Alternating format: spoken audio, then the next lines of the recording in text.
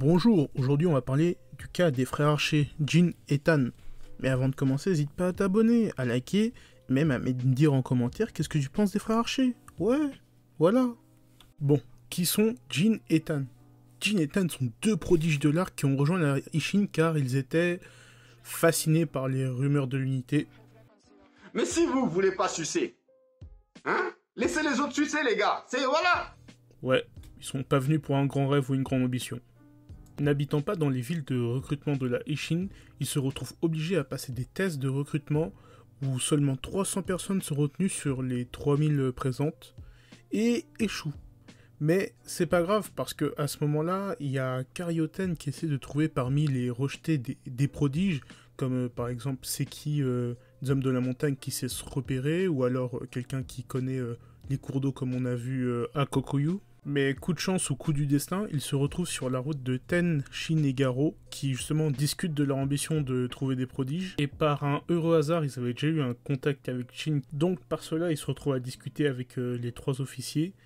Et il est révélé que leur père est un commandant très talentueux qui était sous Dukyu, mais n'a pas duré longtemps. Mais cela ne l'a pas empêché de se hisser parmi les 10 meilleurs archers de Shin, et de se tailler un nom dans l'armée de Dukyu, malgré qu'il n'ait pas réussi à l'instaurer dans la Chine. Après cela, ils vont faire une petite démonstration et montreront qu'ils n'ont rien à envier aux plus grands archers de Chine. En tout cas, Jin.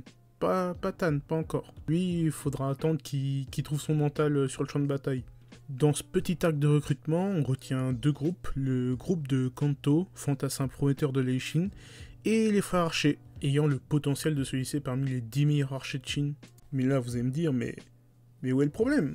Le problème, c'est qu'ils sont tout simplement trop forts.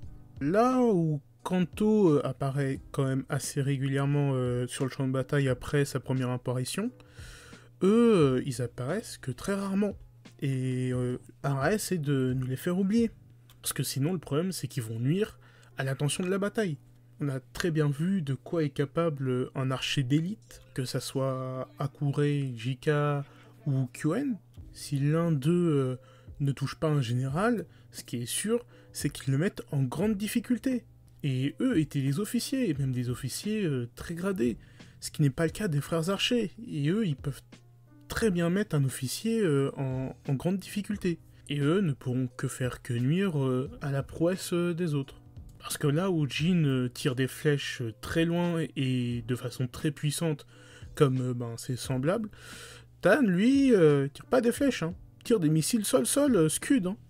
Même pas l'espoir de l'arrêter avec ta main. Hein. Ce truc te désintègre. C'est un purple de Gojo Satoru.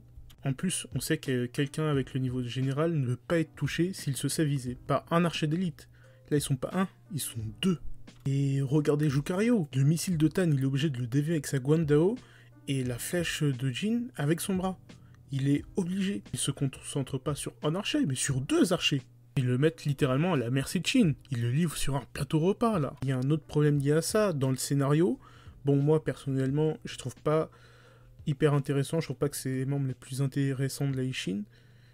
Mais ça doit être aussi le cas de Hara, parce que pour tous les autres archers, ce qu'il fait pour limiter leur puissance, c'est qu'ils sont à chaque fois chassés. Jika est tué par Shin, Hakurei est poursuivi par Muten et Won, Kyoen est la cible d'Usen. Et eux ne sont jamais chassés. Hara ne nous montre jamais qu'ils sont pourchassés par des soldats en étant une cible prioritaire, non.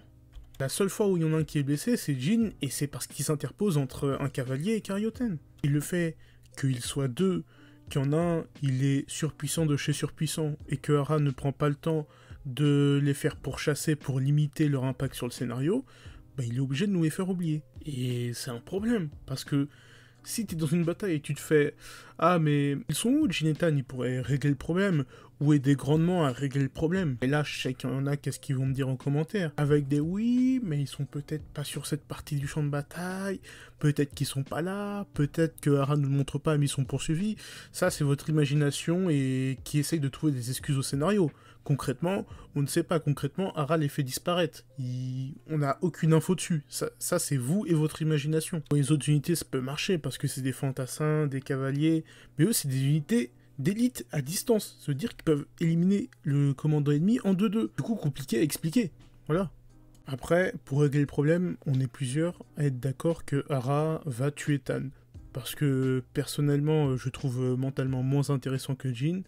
Et surtout, il est trop fort. Et sans Tan, l'unité de Jin aura la même efficacité que Hakurei ou Jika. Du coup, une efficacité normale pour une troupe d'élite d'archers.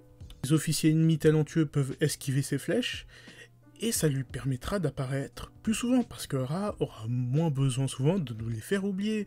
Du coup, comme un Sugen ou quelqu'un avec un niveau d'expert comme ça. Voilà, c'était mon avis sur cette unité surcheatée de l'Aishin. Voilà, c'était tout pour moi. N'hésite pas à me donner ton avis en commentaire. Voilà, bye.